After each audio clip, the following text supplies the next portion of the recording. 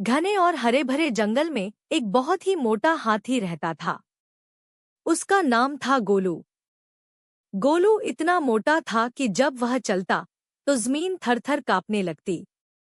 उसके बड़े-बड़े कान, लंबी सूंड और भारी भरकम शरीर को देखकर जंगल के सारे जानवर उसे दूर से ही पहचान लेते थे। गोलू हाथी को खाना बहुत पसंद था। वह दिन भर गन्ना, केले, पत्ते और फल खाता रहता। खाने के बाद वह ज्यादातर सो जाता और ज्यादा चलना फिरना उसे अच्छा नहीं लगता था। उसके दोस्त खरगोश, हिरण और बंदर अक्सर उसे खेलने के लिए बुलाते, लेकिन गोलू हमेशा कहता, अरे नहीं भाई, मैं बहुत थक गया हूँ। तुम लोग खेलो। एक दिन की बात है, गोलू हाथी ने सोचा, मैं रोज बस खाता और सोता ही रहता हूँ। क्यों न आज मैं जंगल घूमने चलूं? यह सोचकर वह बहुत खुश हुआ और सुबह सुबह ही घूमने निकल पड़ा। सबसे पहले वह नदी के पास पहुंचा। वहां उसने देखा कि खरगोश तेजी से कूद रहा था।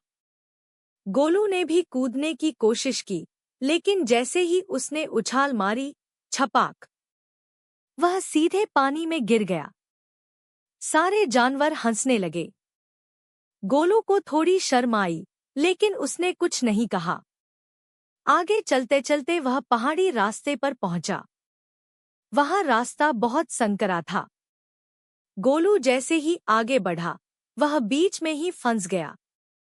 बंदर ने हंसते हुए कहा, गोलू, अगर तुम थोड़ा पतले होते तो आसानी से निकल जाते। गोलू को यह बात दिल पर लग गई। थोड़ा आगे जाकर गोलू बहुत थक गया। उसे सांस फूलने लगी और पैरों में दर्द होने लगा।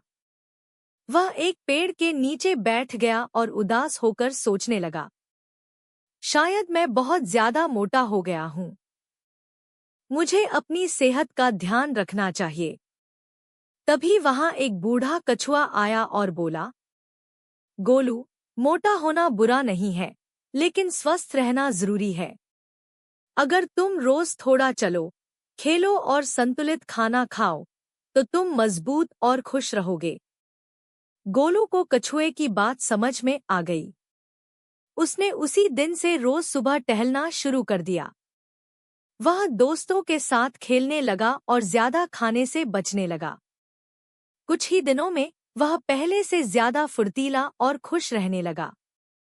अब गोलू जब भी घूमने निकलता तो मुस्कुराते हुए कहता, स्वस्थ शरीर में ही खुशहाल मन रहता है।